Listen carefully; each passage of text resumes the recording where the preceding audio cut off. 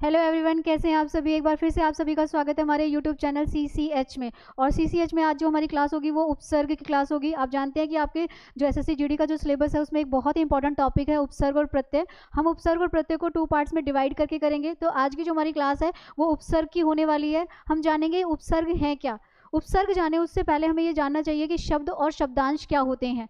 क्या ये दोनों एक ही वर्ड्स का मतलब है कि शब्द और शब्दांश में को दोनों को एक ही समझूं। और ये उपसर्ग क्या है। हमने सुना है कि कुछ शब्द वर्ड्स के आगे लगते हैं तो उनका रूप परिवर्तन कर देते हैं, कुछ शब्दांश या शब्द पीछे लगते हैं तो उनका अर्थ परिवर्तन कर देते हैं। तो आज की क्लास में कुछ इसी तरह के कंसेप्ट को समझते हुए कि उपसर्ग है क्या। ठीक है। उपसर्ग को जाने उससे पहले थोड़ा सा हमें ये पता होना चाहिए कि जो जिसे मैं उपसर्ग कह रही हूँ वो किस तरह का शब्द है। ठीक है। हमने पहली क्लास ली थी शब्दों के प्रकार की, और आपको याद हो वहां पर हमने शब्दों को 4 प्रकार में बांटा था। 4 प्रकार में कौन कौन सा बांटा था। एक अर्थ के आधार पर बांटा था। अर्थ के आधार पर 2 तरह के शब्द मैंने आपको वहां पे बताए थे, सार्थक और निरर्थक शब्द। दूसरे प्रकार में जहां पर उत्पत्ति के आधार पर बताया था उसमें मैंने आपको बताया था तत्सम शब्द, तद्भव शब्द, देशी शब्द, विदेशी और संकर शब्द। तीसरे हमने लिए थे रचना या बनावट के आधार पर। रचना या बनावट के आधार पर का मतलब क्या है कि वो शब्द बनेगा कैसे। तो याद रखिएगा, रचना के या बनावट के आधार पर हम क्या करते हैं, 3 तरह के शब्द लेते हैं। कौन कौन से शब्द लेते हैं। एक होता है हमारे पास रूढ़ शब्द, एक हमारे पास होता है यौगिक, और एक हमारे पास आता है योग रूढ़। यानी कि ये क्या है हमारे पास योग रूढ़ शब्द। 3 तरह के शब्द हैं। कौन से। बनावट के आधार पर। आप सोचोगे उपसर्ग की क्लास में शब्दों की क्या जरूरत है। भाई जरूरत है, हमें ये पता होना चाहिए जो उपसर्ग हम पढ़ने जा रहे हैं वो किस तरह का शब्द है। तो ध्यान से देखिए, रचना या बनावट के आधार पर एक होते हैं रूढ़, एक होते हैं यौगिक और एक होते हैं योग रूढ़। आज हमें रूढ़ और यौगिक की जरूरत नहीं है क्योंकि हम पढ़ रहे हैं उपसर्ग। तो उपसर्ग यौगिक कितने प्रकार के हैं। यौगिक में हम कौन कौन से को डाल सकते हैं, उपसर्ग को, प्रत्यय को, समास को और संधि को। ठीक है। किन किन को इसमें रखा जा सकता है, उपसर्ग को, प्रत्यय को, समास को और संधि को। तो ध्यान से देखिएगा, अगर अब कोई आपसे पूछे कि आपके उपसर्ग किस तरह के शब्द हैं तो नो डाउट आप आराम से बता पाओगे कि ये कौन से शब्द हैं, ये हमारे यौगिक शब्द हैं। अब जब 3 बता रही हूँ तो एक और बता ही देती हूँ आप लोगों को। 4th नंबर पर हमारा आता है रूप परिवर्तन के आधार पर। शब्दों के प्रकार बता रही हूँ। ये रूप परिवर्तन के आधार पर 2 तरह के शब्द हैं, एक विकारी और एक अविकारी। इससे ज़्यादा अभी हम और नहीं डिस्कस करेंगे, नहीं तो कन्फ्यूजन क्रिएट करेगा। हमें ये मिल चुका है कि उपसर्ग जो हैं वो हमारे किस तरह के शब्द हैं।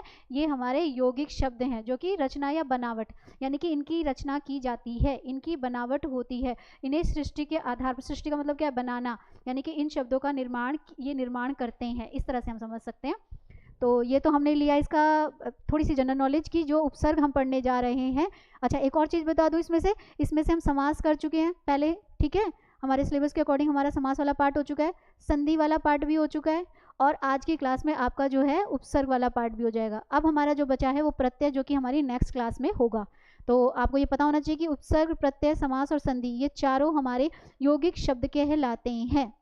योग से बनते हैं। योग का मतलब प्लस का साइन है ना। तो उपसर्ग में भी प्लस का साइन लगाते हैं, प्रत्यय में भी लगाते हैं, संधि में भी लगाते हैं और समास में भी लगाते हैं। नील प्लस कंठ, नीला है कंठ जिसका, ऐसे करके है ना। पीताम्बर, पीत प्लस अंबर, ऐसे ही सब इन चारों के शब्दों को बनाने के लिए बीच में मुझे किसकी जरूरत पड़ती है, प्लस के साइन की। इसीलिए तो इसे यौगिक कहा गया है।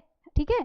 इनकी रचना करने के लिए किन की जरूरत पड़ रही है, प्लस के साइन की, यानी कि इनकी रचना यौगिक से बनता है। चलिए अब देखें कि उपसर्ग का शाब्दिक अर्थ होता क्या है। उपसर्ग को समझें कि मैंने बताया शब्द है कि शब्दांश, ये डिफरेंस भी बताऊंगी मैं आपको। बहुत ही कई लोग बड़े कंफ्यूज रहते हैं कि शब्द और शब्दांश क्या एक ही हैं। ठीक है। उसको समझे उससे पहले उपसर्ग का मतलब समझते हैं। उपसर्ग का शाब्दिक अर्थ, यानी कि उपसर्ग को समझने के लिए मुझे उपसर्ग को क्या करना पड़ेगा। मुझे अगर मैं बोलूँ उपसर्ग का शाब्दिक अर्थ क्या होता है तो मैं कहूँगी समीप आकर एक नया शब्द बनाना। लेकिन मैं पहले इसको समझूंगी कि कैसे। उपसर्ग को हम 2 भागों में बांट देते हैं। एक बांट देते हैं उप में और एक बांट देते हैं सर्ग में। उप का मतलब होता है समीप, यानी कि पास में, और सर्ग का मतलब होता है सृष्टि करना, यानी कि बनाना। और ये क्या है, बनावट के आधार पर, यानी कि इन्हें बनाया जाता है या इनके द्वारा नया शब्द बनाया जाता है, उसकी सृष्टि की जाती है। तो आप लोगों को आई थिंक समझ में आया होगा कि उपसर्ग है क्या। उप का मतलब समीप और सर्ग का मतलब है सृष्टि करना या बनाना। अर्थात इसका मतलब समझे तो किसी शब्द के समीप आकर, यानी कि जो मूल शब्द है उसके पास में कोई एक छोटा सा शब्दांश या एक पार्ट आएगा और वो क्या कर देगा, एक नए शब्द का निर्माण कर देगा। ठीक है, याद रखिएगा, शब्द के समीप आएगा, समीप का मतलब क्या होता है, पास में आएगा, और उसके आगे लगकर या पीछे लगकर, पीछे लगने वाले प्रत्यय होते हैं, मैं अभी आगे ही वर्ड यूज़ करूँगी, आगे ही लगेगा और शब्द के मूल शब्द के साथ लगेगा और एक नए शब्द का निर्माण कर देगा। इस चीज़ को हम समझेंगे कैसे। मैंने आपसे कहा उपसर्ग का शाब्दिक अर्थ यानी कि 2, उप का मतलब समीप, और ये याद रखिएगा अभी उपसर्ग में ये काम आएगा। जैसे मैं बोल रही हूँ उपकार, ऐसे। अब उपकार का मतलब आप उप तो निकाल लोगे, लेकिन आपको क्या मतलब पता है कि उप का मतलब होता क्या है। उप का मतलब होता है समीप, यानी कि उपसर्ग को जानने के लिए शब्दों के छोटे छोटे अर्थ भी हमें पता होने चाहिए। तो चलिए, अब जो मैंने ये लाइन बोली कि किसी शब्द के समीप आकर एक नए शब्द को बनाना क्या कहलाता है, उपसर्ग। इसको समझेंगे कि कैसे बनता है भाई। चलिए, पहली बात तो शब्द और शब्दांश। परिभाषा में देखिए, वे शब्दांश जो शब्दों के आगे लगकर उनका एक नया शब्द का निर्माण करते हैं। 2 चीज़ें बताइए कि पहले लगता है शब्दांश, फिर लगते हैं शब्द, और दोनों मिल जाते हैं तो बन जाता है नया शब्द। शब्दांश शब्दों के अंश होते हैं, यानी कि शब्दों का जो अंश है। देखिए, आपका तो वाक्यांश भी याद हो रहा है, 1 पंथ 2 काज हो रहे हैं। अगर आपसे पूछा जाए जो शब्द का क्या कहते हैं, जो शब्द का एक अंश है, उसके लिए क्या वर्ड यूज़ किया जाता है, उसके लिए शब्दांश, यानी कि शब्द का एक अंश। अंश का मतलब एक टुकड़ा, एक पार्ट, एक छोटी सी चीज़ जो शब्द के साथ हटा दो तो अलग मीनिंग है, लगा दो तो एक अलग मीनिंग निकलता है। तो हमें कैसे पता चलेगा, ध्यान से देखिए, मैंने कहा शब्दांश, शब्द शब्दांश प्लस शब्द इज इक्वल टू नया शब्द। ठीक है, शब्द प्लस ये जुड़ा तो क्या बना, नया शब्द। अब इसको एग्जाम्पल से समझने की कोशिश करते हैं कि ये कैसे आएगा। ध्यान से देखिए, आपको एग्जाम में वर्ड आता है प्रतिदिन, आपको वर्ड आया आजन, आपको वर्ड आया अनुमान, और आपको वर्ड आया प्रहार। हार जो शब्द है, इनमें से हम क्या करेंगे पहले, क्योंकि हमें ये पता है कि उपसर्ग लगेंगे पहले, है ना, तो पीछे वाला मूल शब्द पहले हटा कर देखते हैं। ये वाला तरीका अपनाइएगा, बिल्कुल भी गलती नहीं होगी। मूल शब्द को हटाएं। मूल शब्द यहाँ पर क्या है, दिन। यहाँ पर मूल शब्द क्या है हमारा, देखिए यहाँ पर जो मूल शब्द है वो दिन, यहाँ पर मूल शब्द जो है वो जन, यहाँ पर मूल शब्द जो है वो मान है, और यहाँ पर जो मूल शब्द है वो हार है। पहले तो आपको मूल शब्द यानी कि उपसर्ग लगाने के लिए मेरे मूल शब्द का कोई ना कोई अर्थ होना चाहिए। दिन का अपना अर्थ है, जन्म का अपना अर्थ है, मान का मान सम्मान अर्थ है, ठीक है। हार, हार 2 होते हैं, एक गले का हार और एक हार जो पराजय होती है, ठीक है ना। तो ये हमारे मूल शब्द निकल आए। अब इनके आगे छोटे छोटे क्या लगे हुए, शब्दांश लगे हुए, छोटे छोटे शब्द लगे हैं। क्या लगे हैं, प्रति लगा है, आ लगा है, अनु लगा है, प्र लिखा है। तो मैंने बट गई ये देखिए, अगर मैं आपको बताऊं तो प्रति यहाँ पर क्या है, प्रति यहाँ पर शब्दांश है, ठीक है। प्रति यहाँ पर क्या है, शब्दांश है। दिन यहाँ पर क्या है, शब्द है, ठीक है। और इन दोनों को जोड़ा, शब्दांश प्लस शब्द को जोड़ा तो क्या बन गया, नया शब्द, ठीक है। तो ये भी हमारा हो गया। आ जन्म में आ शब्दांश है, जन्म जो है वो शब्द है, दोनों को जोड़ा तो बन गया आ जन्म। जन्म का अर्थ अलग होता है और आ जन्म का अर्थ अलग होता है। ध्यान से देखिए, आ जन्म का मतलब होता है जीवन भर, प्रतिदिन का मतलब होता है हर दिन। अब देखिए, हर दिन में और दिन में फर्क है, ठीक है। दिन तो सोमवार भी होता है, मंगलवार भी होता है, ऐसे भी हर दिन यानी कि प्रतिदिन, ठीक है। आ जन्म में जन्म एक अलग चीज है, आ जन्म का मतलब होता है जीवन भर। इस तरीके से अब आपको क्या होना चाहिए, इनका अर्थ भी पता होना चाहिए। आ जन्म का मतलब क्या होता है, जीवन भर, जो जीवन भर साथ रहे वो क्या है, आ जन्म है, ठीक है। तो यहाँ हमने देख लिया। ऐसे ही अनुमान में भी मान अलग था, मान यहाँ पर अनु लगने से, अनुमान मतलब एक अंदाजा लगाना, तो अनु यहाँ पर शब्दांश है, मान यहाँ पर शब्द है, दोनों को जोड़ा तो अनुमान बन गया, यानी कि अंदाजा लगाना एक तरह से। प्र अलग है, ठीक है, शब्दांश है। हार आपका शब्द है। मैंने कहा हार 2 तरह के होते हैं, एक गले का हार होता है और एक हार पराजय होती है। यहाँ पर प्र लगने से इसका अलग ही क्या बन गया, मीनिंग बन गया, यानी कि शब्दांश, वे शब्दांश जो शब्दों के आगे लगे, ध्यान दीजिएगा, वे शब्दांश जो शब्दों के आगे लगकर उनका एक नया शब्द का निर्माण कर देते हैं, उन्हें हम क्या कहते हैं, उपसर्ग कहते हैं। आई थिंक आप लोगों को उपसर्ग का मीनिंग समझ में आया होगा।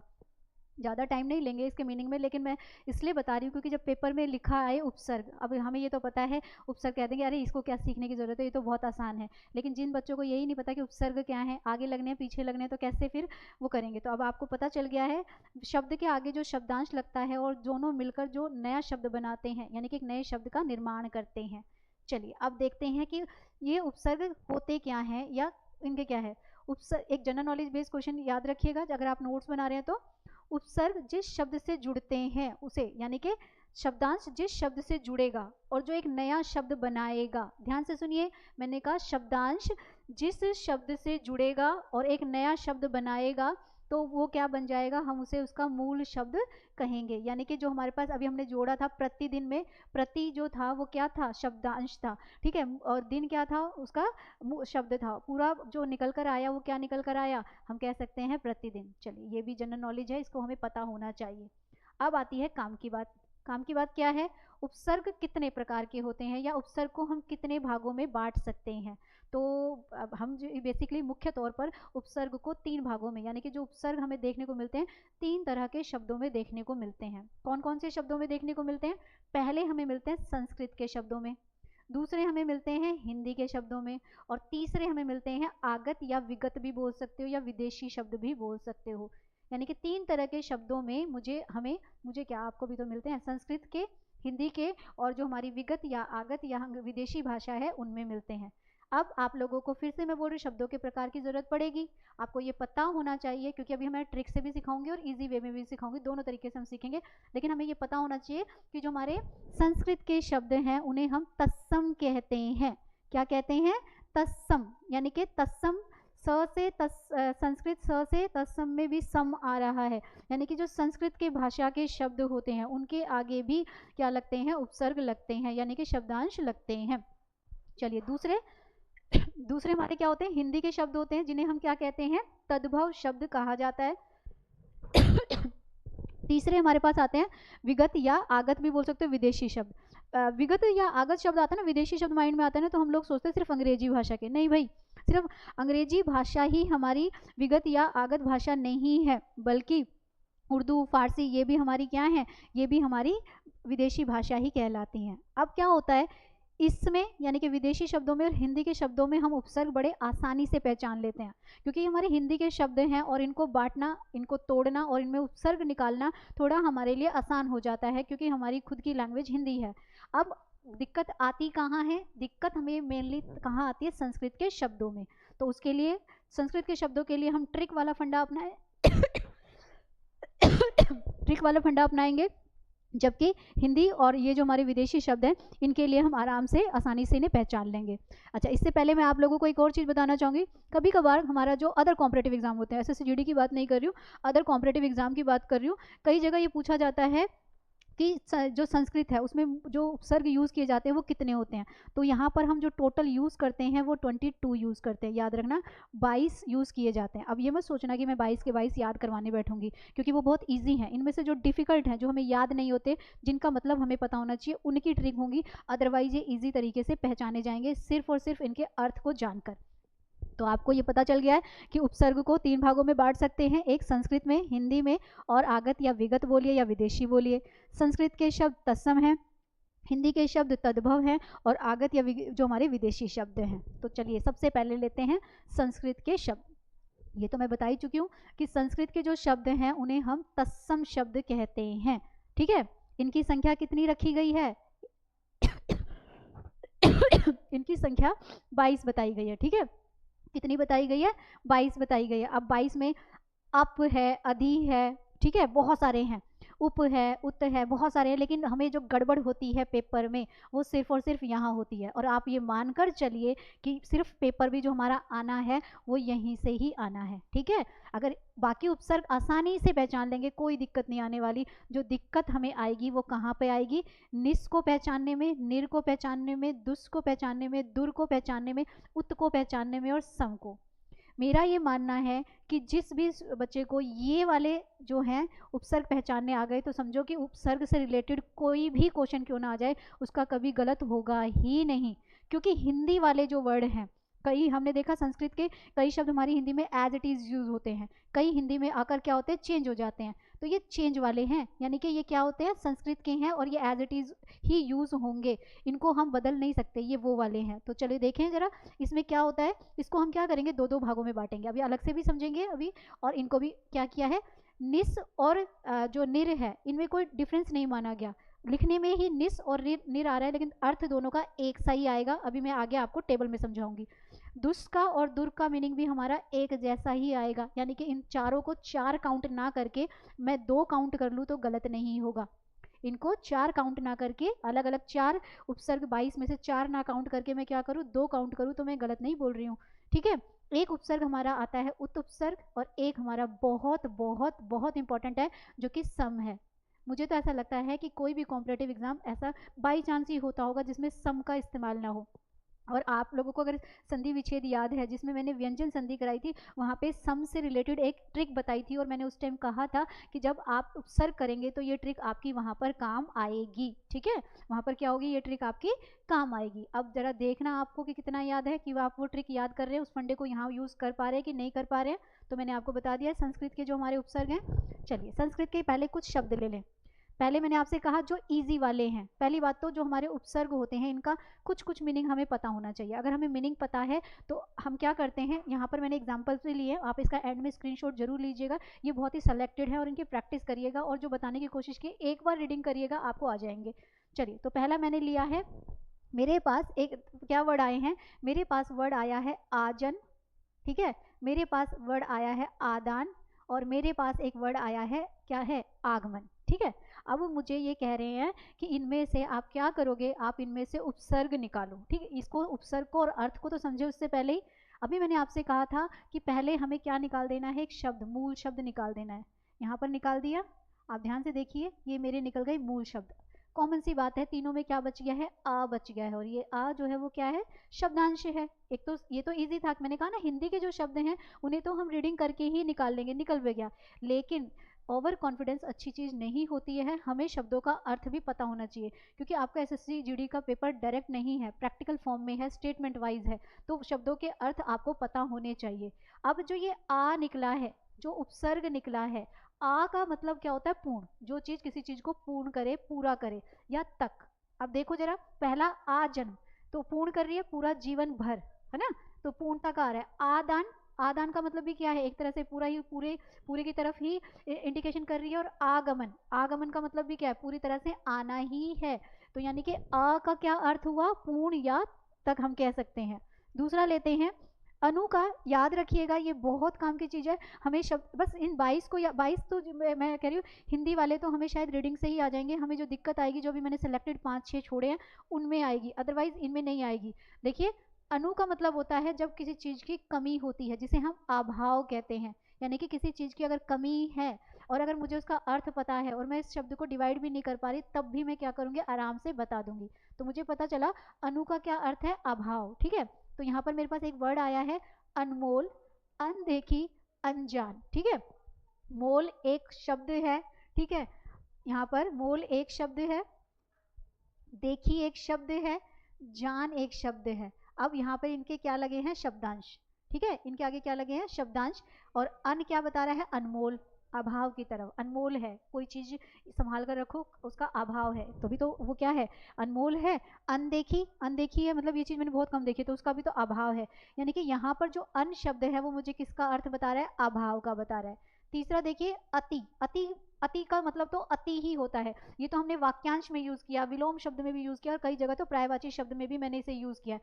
अति का मतलब होता है जब किसी चीज कोई मात्रा से ज्यादा हो जाए, है ना, हम कहते हैं अब तो इसने अति कर दी, यानी कि अगर आपकी लड़ाई हो रही है और कोई बोले जा रहा है, कह रहे अब अति हो रही है, अति मतलब अब लिमिट क्रॉस हो रही है, तो अति का मतलब क्या होता है, अधिक, है ना। अब देखो ऐसे शब्द बन सकते हैं, आराम से आप बना सकते हो, अतिरिक्त, अत्याचार, अत्यधिक, आसान है, आराम से हो जाएगा। दूसरा देखिए अति हो गया, अधि, अधि भी क्या करता है, अधि होता है श्रेष्ठ, जो सब में से श्रेष्ठ है वो क्या है, अधि है। हम अधि शब्द जो है ऊपर के लिए भी यूज करते हैं, अधि राजा, राजा के ऊपर भी एक राजा है तो हम क्या बोलते हैं, अधि राजा। तो अधि का मतलब क्या है, आप श्रेष्ठ से भी लगा सकते हैं, ऊपर से भी लगा सकते हैं। और हमारे शब्द कैसे बनेंगे, हमारे शब्द अधि से बन सकते हैं, अधिकार, अधिपति और अधिकरण, आराम से। इसमें से कार एक शब्द है, पति एक शब्द है और करण एक शब्द है, इनके आगे अधि लगा और ये क्या बन गए, ये हमारे किस में बदल गए हैं, ये हमारे संस्कृत के उपसर्ग में बदल गए हैं। चलिए नेक्स्ट लेते हैं अभी, अभी का मतलब होता है सामने या कोई चीज जब पास में होती है, उससे भी अभिनय, अभिमान, अभिनव, हम ऐसे शब्द बना सकते हैं। अब आ जाइए फिर से मेरे पास, वहां पर क्या आया था, यहाँ पर अनु नहीं है, सिर्फ अन है। ठीक है, अब मेरे पास शब्द आया है अनु, ये इंपॉर्टेंट है क्योंकि अनु का मतलब हमें पता होना चाहिए कि अनु होता क्या है। अनु का मतलब होता है किसी के पीछे पीछे चलना, ठीक है, अनु का क्या मतलब होता है, किसी के पीछे। जैसे हम कहते हैं हम बौद्ध धर्म के अनुयायी हैं, तो हम बौद्ध धर्म के पीछे पीछे चल रहे हैं। अनुयायी में अनु आ रहा है, ठीक है, अनुमान में भी अनु आ रहा है। अब देखो जरा हम क्या करेंगे, मैंने बताया किसी के पीछे पीछे या समान। ज़्यादातर इसका अर्थ क्या करते हैं, किसी चीज़ के जब हम पीछे पीछे चलते हैं तो हम उसे कहते हैं। अनुकरण का मतलब भी तो इमिटेशन होता है, पीछे पीछे बोलना या पीछे पीछे करना, उसी तरह से आप समझ सकते हो। तो अनु का क्या अर्थ है, पीछे। अब देखिए अनुभव, अनुराग और अनुसार, तीनों में क्या आ रहा है, पीछे पीछे। अनुभव भी तो पीछे पीछे चलता है। अब आ जाइए नेक्स्ट, बात करते हैं अप की। अप बच गया है, अव बच गया है, और एक यहाँ पर आपको दिख नहीं रहा होगा, यहाँ पर हमारा उत शब्द है, जो कि पेपर के पर्पज से बहुत इंपॉर्टेंट है। दोनों ऊपर वाले जो मैं पहले बता दूं कि अप का मतलब होता है अनुचित, जो काम सही नहीं है। अप अप मतलब उचित से परे, यानी कि कोई चीज़ हो रही है, और अपूर्व, दोनों का मतलब एक ही निकल कर आता है। और अगर आप इसके एग्जाम्पल्स देखेंगे तो आपको मिलेगा अपमान, अपशब्द, अपवाद, ऐसे वर्ड। यहाँ पर मान एक शब्द है, शब्द एक शब्द है, वाद एक शब्द है, और इनके आगे लगे हैं शब्दांश, और इस नए इनके अर्थ लगने पर क्या कर दिया गया है, इनका एक नया वो बना दिया गया है, एक नया शब्द का निर्माण हो गया है। अब यहाँ पर आपको दिख नहीं रहा है, लेकिन ये बहुत बहुत इंपॉर्टेंट है। जो अभी 4 से 5 बताकर आ रही हूँ उनमें से एक है। उत का मतलब क्या होता है, एक तो ट्रिकी वाला फंडा भी याद रखना, और दूसरा पहले जो हमारा बेसिक है। उत का मतलब होता है जो श्रेष्ठ है, श्रेष्ठ या ऊंचा है, जो सब में से ऊंचा है, या जो सब में से श्रेष्ठ है, जो सबसे, उसको हम संस्कृत में क्या कहते हैं, उत।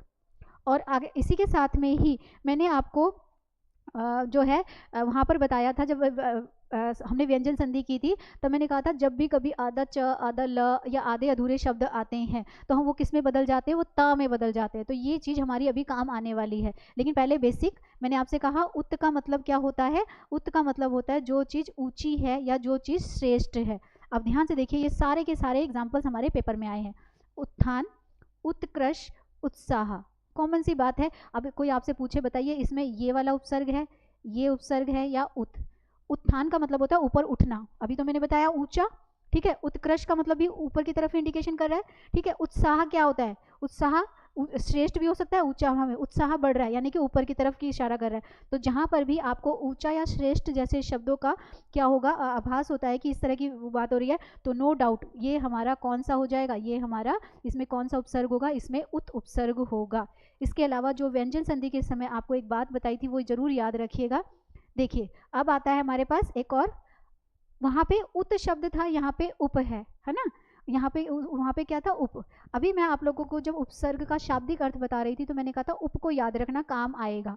उप का मतलब क्या है, जो पास में है या जो समीप है या उसके जैसा समान है, यही तो बताया। उप का मतलब है समीप में, यानी कि मूल शब्द के साथ में ही शब्दांश है, समीप में ही है, पास में ही है। तो देखिए इनमें हमें हर चीज में क्या है, यहाँ पे कार शब्द लगा है, यहाँ पे योग शब्द लगा है, यहाँ पे नाम लगा है, और आगे इनके शब्दांश लग गया है, और उसने एक नए शब्द का, यानी कि इसमें कौन सा उपसर्ग है, इसमें अप उपसर्ग है। चलिए अब आ जाता है कु। कु शब्द तो कुर्तियों से या बुराइयों से रिलेटेड है, यानी कि जो चीज़ बुरी है उसके आगे कु लगता है, बस इतनी सी बात याद रखो। रूप एक शब्द है, पुत्र एक शब्द है, मार्ग एक शब्द है। इनका अगर कु ना लगाऊं तो इनका अर्थ अलग अलग निकल कर आता है, लेकिन जैसे ही मैंने इनके आगे शब्दांश लगाया इनका तो अर्थ ही बदल गया। कुरूप का मतलब होता है जिसका रूप अच्छा ना हो, ठीक है। कुपुत्र, पुत्र तो एक अलग चीज है, और कुपुत्र जिसमें पुत्र वाली क्वालिटी ना हो, ये चीज है। चलिए नेक्स्ट आते हैं। जैसे मैंने आपको बताया था कि हमारा सबसे इंपॉर्टेंट क्या है, उत है ना। एक हमारा उत हो गया और एक हमारा रह गया है दुर। अच्छा, दुर में और दुश में मैंने स्टार्टिंग में आपको बताया था कि दो आएंगे और दोनों में डिफरेंस नहीं है। एक मेरे पास क्या आ रहा है, एक मेरे पास जो आ रहा है,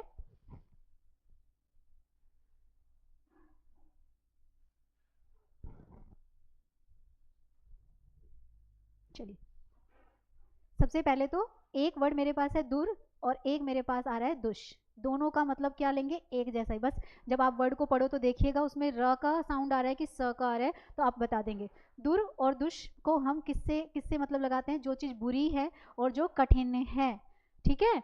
आपको दुर्लभ, दुर्लज, ये मैंने वर्ड दुर्गम, ये मैंने जो वाक्यांश के अर्थ कराए थे तब बताए थे, और मैंने बताया था कि इनका अर्थ क्या होता है, जिस चीज़ को पाना कठिन हो, जिसको करना कठिन हो, है ना। तो वहाँ पर भी हमने ये वर्ड यूज़ किए थे, और आज फिर से हमें उपसर्ग में ये काम आ रहे हैं। छोटी सी बात याद रखने से हम आसानी से बता देंगे कि इसमें दुर है कि दुष्ट है। लेकिन दोनों का अर्थ किससे लगाया जाता है, या तो किसी बुरी चीज़ से लगाया जाता है, या जो चीज़ पानी कठिन हो, जो डिफ़िकल्ट काम होता है, उसके लिए हम दुर या दुष्ट में से यूज़ करते हैं। ध्यान से देखिएगा, वर्ड आया है दुर्लभ, दुर्जन, दुर्भाग्य और दुर्गम। दुर्गम तो दिया था मैंने वाक्यांश में आपको, ठीक है, दुर्लभ भी दिया था, ठीक है। पहली बात तो आप लोगों को एक तरीका बता दूं, ध्यान से देखिए, यहाँ पर हमें दिख रही है र, ये तो समझ में आ ही रहा होगा। इनमें नो डाउट सब में क्या हो जाएगा, कौन सा उपसर्ग है, किसका साउंड आ रहा है, तो ये मेरे क्या हो गए, इसमें मेरे को इसमें दिखाई दे रहा है दुर। अगर दुस्साहस होता, स आ जाता, तो मैं र नहीं लगाती उस टाइम पे, मेरे पास क्या दुस्साहस भी तो क्या है, बुरा है, कठिन तो नहीं है पर बुरा है, तो हम वहाँ पर क्या करते, दुर की जगह क्या लगाते, दुष लगा देते। अब मान लीजिए इनमें से कोई एक दे दिया और आपको दोनों ऑप्शन दे रहे हैं, एक ऑप्शन में दुर दे रहे हैं, एक में दुष दे रहे हैं, तो प्लीज़ आप शब्द को रीडिंग करिएगा, जिस शब्द का उच्चारण हो रहा है बोलते समय, जिसकी साउंड आ रहा है उसके अकॉर्डिंग ही आंसर लगाइएगा, आसानी से पहचाना जाएगा। एक इंपॉर्टेंट बताया, उत, उत का मतलब होता है श्रेष्ठ, ऊंचा, और उत हम वहाँ पे भी यूज़ करते हैं जहाँ पर आधा ल आ जाता है, आधा आधे शब्द आ जाते हैं, आधा च आ जाता है, तो उनकी जगह भी वो किस में बदल जाता है, त में बदल जाता है। ये ट्रिक वाला फंडा है जो व्यंजन संधि में आपको बताया था। अगर आपने वो वीडियो देखी है तो बहुत अच्छी बात है, नहीं तो एक बार ज़रूर देखिएगा, जो चीज़ मैं बोलने की कोशिश कर रही हूँ वो आपको ज़रूर समझ में आएगी। तो ये हमने ले लिए। अब लेते हैं हिंदी में प्रचलित संस्कृत के वर्ड, यानी कि हमारी हिंदी में, है ना, संस्कृत के कुछ वर्ड प्रचलित हैं, यूज होते हैं। अभी उनमें से हम क्या कर चुके हैं, दो तो कर चुके हैं। अब देखिए जरा क्या है। नी का मतलब होता है नीचे, ठीक है, नी का मतलब नीचे या भीतर से लगाया जाता है, पर ज़्यादा सही तो हमारा नीचे ही है। अब देखो जरा, वास जो है एक शब्द है, यम एक शब्द है, बंध एक शब्द है, नी इनके आगे लगा शब्दांश और इन्होंने इनका अर्थ बदल दिया। टाइम नहीं वेस्ट करेंगे, बहुत ही आसान है, हमें आसानी से ही शब्द के आगे लगे शब्दांश से हम उसे आसानी से पहचान पा रहे हैं, ठीक है। दूसरा हमारे पास आता है परा। परा इंपॉर्टेंट है भाई। परा का मतलब होता है जो चीज़ बिल्कुल विपरीत है, ठीक है। नाश से भी लगाया जाता है, पर मोस्टली जगह हम इसका अर्थ किससे लगाते हैं, जो चीज़ किसी चीज़ के बिल्कुल विपरीत है। जैसे जय का क्या हो जाता है, जय का उल्टा हो गया पराजय, ठीक है। परा मतलब अपोजिट हो गया, विपरीत में आता है, जय का पराजय हो जाता है। इसी तरह से पराभव, और ये दोबारा रिपीट हो गया है हमका। तो इस तरह से हम आराम से पता लगा सकते हैं, जब किसी शब्द का अर्थ विपरीत निकले, उल्टा निकले, तब वहाँ पर क्या होता है, वहाँ पर परा शब्द आता है। प्र भी आ सकता है, अभी हमने देखा था प्रहार, हार का जीत हो सकता है, पर प्रहार के आगे प लगा तो उसका तो मीनिंग ही बदल गया। चलिए अब आते हैं एक और इम्पॉर्टेंट पे, जो कि पेपर में देखा गया वर्ड आता है परिमाण, परिमाप, इस तरह का शब्द आ जाता है, और वहाँ पर पूछते हैं कौन सा उपसर्ग है। अब आसानी से पहचान तो लेंगे, मैं आप फिर से बोल रही हूँ कि हमारी हिंदी में कुछ ऐसे शब्द हैं जिनका उपसर्ग हम आसानी से, क्योंकि हम डे टू डे लाइफ में वो वर्ड सुनते हैं और आराम से हम उनको उनका उपसर्ग पहचान लेते हैं, लेकिन गड़बड़ तो हम संस्कृत के शब्दों में करते हैं, तो वहीं पे ही गड़बड़ होने के पूरे पूरे चांसेस हैं। तो परी, ये 22 थे, काउंट करिएगा, पूरे के पूरे मैंने आपको बता दिए। परी जो है उसका मतलब होता है, जैसे हम कहते हैं पर्यावरण, पर्यावरण में परी आता है, परी प्लस आवरण, तो पर्यावरण में अगर पूरा वर्ड भी दे दे पर्यावरण, तो उसमें परी ही उपसर्ग है। परी का मतलब होता है जो चारों ओर है, तो कॉमन सी बात है, परी का मतलब क्या है, चारों ओर। तो परिक्रमा भी तो चारों ओर लगाई जाती है, परिपूर्ण भी पूरा ही होता है, परिवर्तन में भी परी आता है, और पर्यावरण जो मैं आपको अभी बता रही थी वो भी हमारा इसी में आ गया, यानी कि जो चारों तरफ से घिरा हो। परी का मतलब क्या है, जो चारों तरफ से घिरा है, उसके अकॉर्डिंग।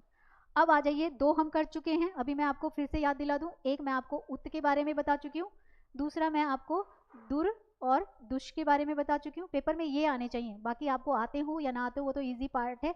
तीसरा जो मैं लेने जा रही हूँ वो मैं लेने जा रही हूँ निर का और निस का। मैंने आपको स्टार्टिंग में बताया था कि इन दो में अंतर नहीं है, इसीलिए हमको 4 ना काउंट करके 2 काउंट कर सकते हैं। एक मेरे पास आता है निर और एक मेरे पास आता है निस, तो ये हमारा इंपॉर्टेंट है, इसको तो हमें करना ही पड़ेगा क्योंकि पेपर के पर्पज से है।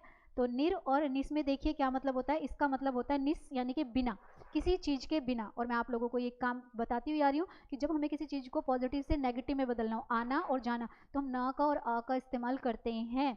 तो निस और निर दोनों का मतलब है रहित या बिना, किसी चीज़ के बिना होना या किसी चीज़ के रहित होना, उसके बिना होना। तो ये हमें पता चल गया, निर और निस मतलब बिन आता है। अब देखिए जरा ध्यान से देखिएगा, आपको यहाँ पर वर्ड दिए गए हैं निस्तेज, निसंदेह, निसंदेह ये तो रिपीट हो गया है। निसंकोच, कॉमन सी बात है, सब में हमें साउंड देखना है, निर आएगा कि निस आएगा, स का साउंड आ रहा है तो इसमें हमारा क्या आ जाएगा, इसमें हमारे आ जाएंगे, क्या आ जाएंगे इसमें हमारा निस आ जाएगा, तो ये इंपॉर्टेंट है। इसी तरह से वी, स और सु, ये देखिए जरा, वी का मतलब होता है विशेष जो स्पेशल है, स का मतलब होता है सहित, किसी चीज के साथ, सहित का मतलब क्या है, किसी चीज के साथ होना। और पहले इनको समझ लीजिए। तो वी का से हमने देखा विदेश बना, आसान है, देश एक शब्द है, जय एक शब्द है, पक्ष एक शब्द है, वी इनके आगे शब्दांश है और वी लगने से, शब्दांश लगने से एक नए शब्द का निर्माण कर रहा है। तो मुझे शब्द भी पता चले, मुझे शब्दांश भी पता चले और मुझे नया शब्द कैसे बनता है, उपसर्ग से नया शब्द कैसे बनता है, मुझे ये भी पता चल गया। चलिए अब यहाँ पर मैंने बताया था ये इजी है। सु वाला देखिए, सु का मतलब होता है अच्छा, जो चीज़ क्या है अच्छी है उसके लिए हम ये वर्ड यूज़ करते हैं। तो क्या है, सुगम है, सुलभ है और सुयोग्य है, ये भी हमारे क्या है, इजी हैं। अब आ जाते हैं पेपर के पर्पज से जिसकी हमें ज़रूरत है। पेपर में मैंने आपसे कहा कि अगर ये 4 से 5 आप पढ़ कर गए तो आपको टेंशन लेने की ज़रूरत नहीं है, क्योंकि पेपर इनसे बाहर नहीं होता। कोई भी कॉम्पिटेटिव एग्जाम हो वो इतना इजी वाला वर्ड नहीं देता है, देता कहाँ है, जहाँ पे गड़बड़ होने के चांसेस हैं, और गड़बड़ होने के चांसेस सिर्फ और सिर्फ इसमें होते हैं जो आज की क्लास के बाद नहीं होंगे। ठीक है, अब मुझे ट्रिक की ज़रूरत पड़ेगी, जो मैंने आप लोगों को जब संधि विच्छेद सिखाया था तब एक बात बताई थी वो भी, और एक और बता देती हूँ। पहले चलते हैं सीधे तरीके से। सम का मतलब होता है अच्छा नहीं होता है, सम का मतलब होता है पूर्ण, सम का मतलब क्या होता है, पूर्ण, जो किसी चीज़ को पूरा करे।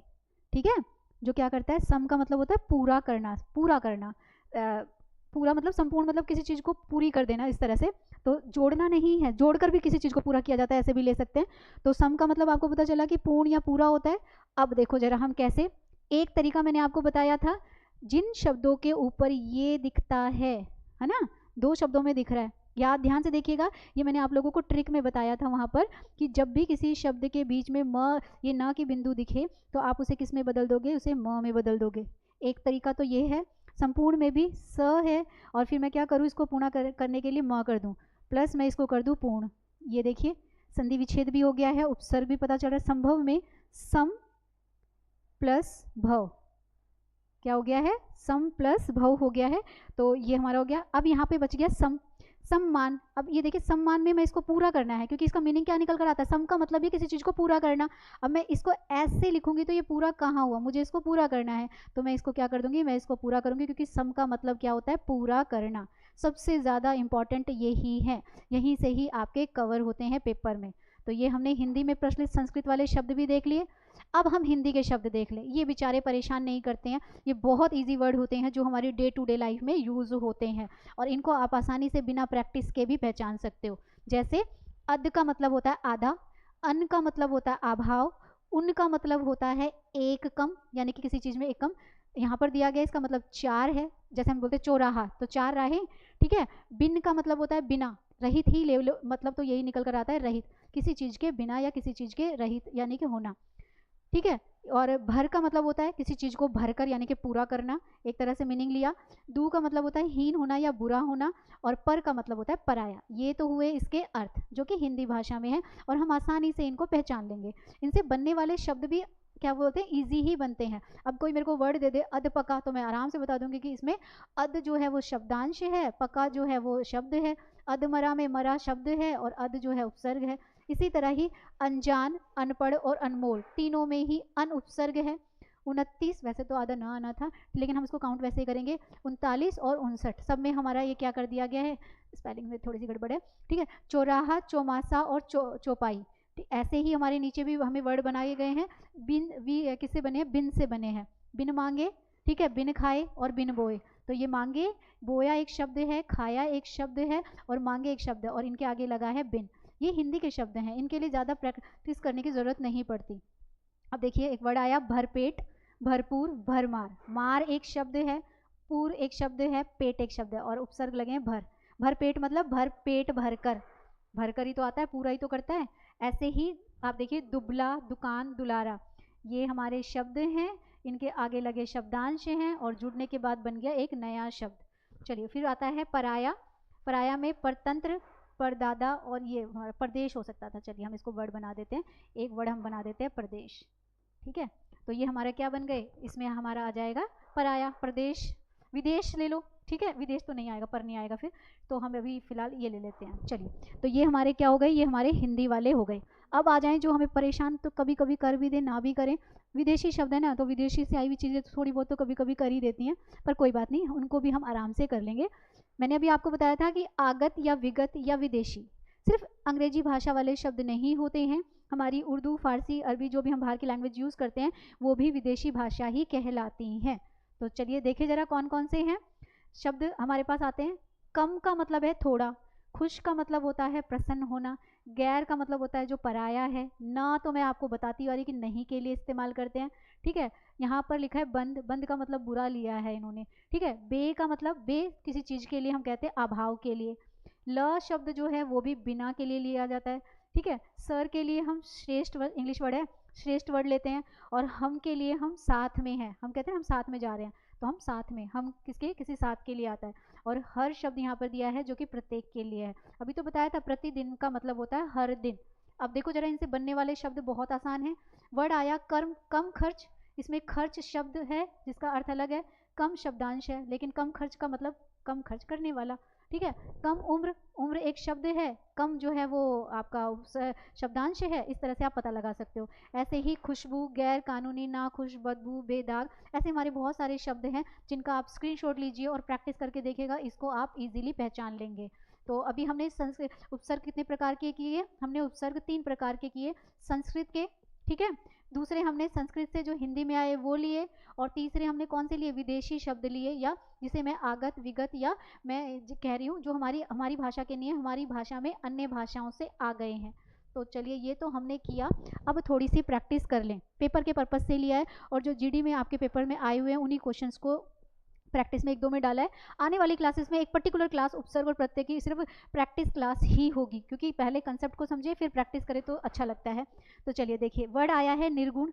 अब मैंने आपको बताया था निर का मतलब होता है रहित, अभाव, कमी किसी चीज़ के लिए, और इसमें मैंने अभी आपको एक ट्रिक बताकर आ रही हूँ। पहले तो आप लोग एक बार रीड कर लीजिए, आपको एक वर्ड दिया गया है निर्गुण शब्द में, आपने क्या बताना है कि कौन चारों में से कौन सा उपसर्ग है।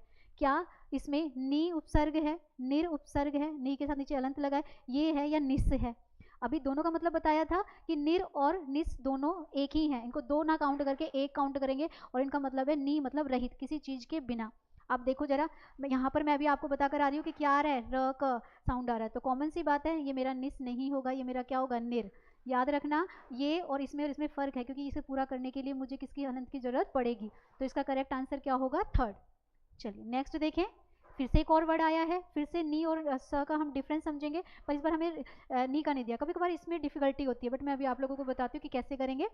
नी संकोच शब्द आया है, आपने बताना है कि कौन से में उपसर्ग है। पहले में निस लिखा है पर नीचे हलंत नहीं है, प्रयोग हुआ है, दूसरे में प्रयोग हुआ है, और तीसरे में श से शलगम वाला जो ना देकर षटकोण वाला दिया, तो उसकी तो बात ऊपर हो ही नहीं रही है, कॉमन सी बात है, हमें दिख रहा है, और आधा स हो या स हो बनता तो स ही है, तो नो डाउट इसमें मुझे कौन सा उपसर्ग दिख जाएगा, अभी बताकर आ रही थी, इसमें मुझे निस उपसर्ग दिख जाएगा। चलिए अब आता है उल्लंघन। अब मैंने उत वाला आपको एग्जाम्पल समझाया, उत वाले में मैंने आपको बताया था उत का मतलब होता है ऊंचा या श्रेष्ठ, है ना, ये तो अर्थ हो गया, तो अर्थ के आधार पर तो उल्लंघन है। उल्लंघन क्या है, किसी बात का उल्लंघन करना, तो तोड़ा है ना किसी चीज़ को, तो उस हिसाब से भी थोड़ी कन्फ्यूजन है, तो हम अपना ट्रिक वाला फंडा अपनाएंगे। मैंने आपको बताया था जहाँ पर भी आधा ल आधा च ये आ जाते हैं, तो वो किस में बदल जाते हैं, वो बदल जाते हैं त में, तो आ तो रहेगा ही रहेगा, और ये मेरा आधा ला किस में बदल गया, त में, तो मुझे और कुछ देखने की ज़रूरत ही नहीं है, मैं ट्रिक से भी आसानी से निकाल दूंगी कि इसका आंसर क्या है, उत इसका आंसर है। चलिए एक और ले लें, एक और लेते हैं। एक शब्द हमारे पास आया है, यहाँ पर अन नहीं है, यहाँ पर अनु है, ठीक है। किस शब्द में अनु उपसर्ग का प्रयोग नहीं हुआ है, देख कर ही पता चल रहा है, संस्कृत के शब्द नहीं है, हिंदी के शब्द हैं, ठीक है। अनुगमन में आ रहा है, अनुचित में आ रहा है, अनुपम में आ रहा है, पर अनिच्छा में हमारा अनु शब्द नहीं आ रहा, तो हमारा करेक्ट आंसर क्या हो जाएगा, फर्स्ट, ठीक है। चलिए